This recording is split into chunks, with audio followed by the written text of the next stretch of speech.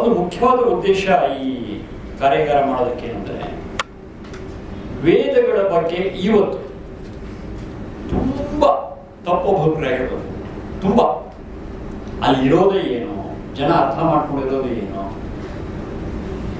ಈ ಸಮಸ್ಯೆ ಸಾಮಾನ್ಯರು ಮಾಡಿದ್ರೆ ನಮ್ಗೇನು ಅಷ್ಟು ತೊಂದರೆ ಅಂತ ಅನ್ಸಲ್ಲ ಬಿಡಪ್ಪ. ಸಾಮಾನ್ಯ ಜನ ಹೀಗೆ ಅಂತ ವಿದ್ವಾಂಸರು ಅಂತ ಅನ್ನಿಸ್ಕೊಂಡವರು, ಪಂಡಿತರು ಅಂತ ಅನ್ನಿಸ್ಕೊಂಡವರು, ಜ್ಞಾನಿಗಳು ಅಂತ ಅನ್ನಿಸ್ಕೊಂಡವರು, ಪೀಠಾಧಿಪತಿಗಳು, ಯಾರು ಸಮಾಜಕ್ಕೆ ಸರಿಯಾದಂಥ ಮಾರ್ಗದರ್ಶನ ಕೊಡಬೇಕೋ ಅವರುಗಳೇನೇ ಈ ವೇದಗಳ ಬಗ್ಗೆ, ಅದರಲ್ಲಿರ್ತಕ್ಕಂಥ ವಿಚಾರಗಳ ಬಗ್ಗೆ ಅಬದ್ಧಗಳನ್ನು ಆಡಿದ್ರೆ ಅದು ಸಮಾಜಕ್ಕೆ ಒಳಿತಲ್ಲ. ಹಾಗಾಗಿ ನಿಜವಾದ ವಿಚಾರ ಏನಿದೆ ಅನ್ನೋದನ್ನ ಸಾಧಾರಣವಾಗಿ ವಿತ್ ಅಥಾರಿಟಿ ಹಾಗೆ ನಾವು ತಿಳ್ಕೋಬಹುದು ಅಂತಕ್ಕಂಥ ಒಂದು ಸಣ್ಣ ಪ್ರಯತ್ನ. ಮತ್ತೆ ಈ ಕಾರ್ಯಕ್ರಮ ಆದ್ಮೇಲೆ ನಿಮ್ಮೆಲ್ಲರಿಗೂ ಒಂದು ಜವಾಬ್ದಾರಿ ಇರುತ್ತೆ. ಈ ಕಾರ್ಯಕ್ರಮ ಭಾಗವಹಿಸಿ ವಿಷಯ ಕೇಳ್ಕೊಳ್ಳೋದು, ಏನೋ ನೋಟ್ಸ್ ಮಾಡ್ಕೊಳ್ಳೋದು ಇಷ್ಟಕ್ಕೆ ಮುಗಿಯೋದಿಲ್ಲ.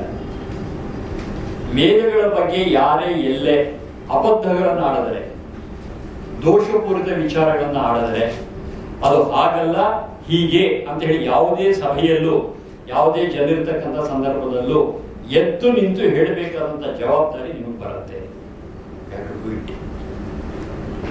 ಅದರಲ್ಲಿ ನನ್ನ ಸ್ವಾರ್ಥವೂ ಇಲ್ಲ, ನಿಮ್ಮ ಸ್ವಾರ್ಥವೂ ಇಲ್ಲ, ಆದರೆ ಸಮಾಜದ ಉನ್ನತಿ ಅಂತಕ್ಕಂಥ ಒಂದು ಕಳಕಳಿ ಇದೆ.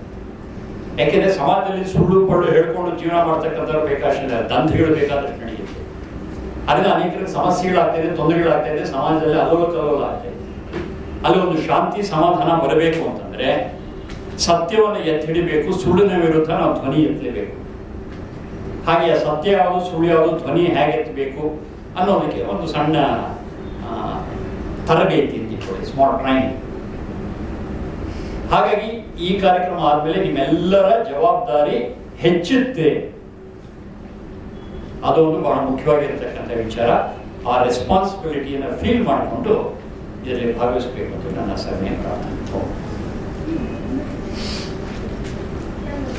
ಮೊದಲನೇ ಕನ್ಫ್ಯೂಷನ್ ಏನು ಅಂತಂದ್ರೆ, ವೇದಗಳು ಸಂಸ್ಕೃತದಲ್ಲಿದೆ. ಫಸ್ಟ್ ಕನ್ಫ್ಯೂಷನ್, ಸಂಸ್ಕೃತ ಭಾಷೆ ಮತ್ತು ವೇದ ಭಾಷೆ ತುಂಬಾ ಭಿನ್ನವಾಗಿದೆ. ಎರಡೂ ಒಂದೇ ಅಲ್ಲ. ಆದರೆ ವೇದ ಭಾಷೆಯಿಂದ ಹುಟ್ಟಿರ್ತಕ್ಕಂಥದ್ದು ಸಂಸ್ಕೃತ ಭಾಷೆ ನಿಜ. ಹಾಗಾಗಿ ವೇದ ಭಾಷೆ ಮತ್ತು ಸಂಸ್ಕೃತ ಭಾಷೆಗೆ ಒಂದು ಸ್ವಲ್ಪ ಸಾಮ್ಯತೆ ಇರುತ್ತೆ.